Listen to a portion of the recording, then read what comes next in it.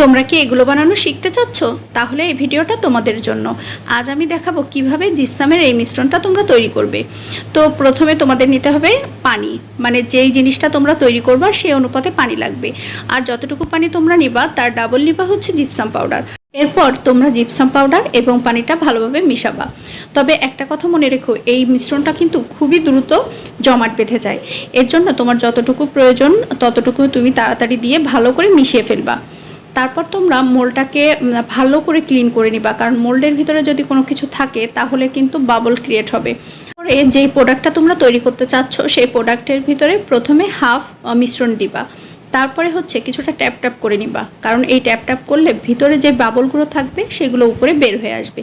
আবার একটু মিশ্রণ দিয়ে আবার ট্যাপ ট্যাপ করে ওইভাবে রেখে দিতে হবে। আর কতক্ষণ রেখে দিতে হবে আর কিভাবে ডিমোল্ডিং করতে হবে এই সব জানতে হলে অবশ্যই আমার পেজটির সাথেই থাকতে হবে এবং ফলো দিয়ে রাখতে হবে।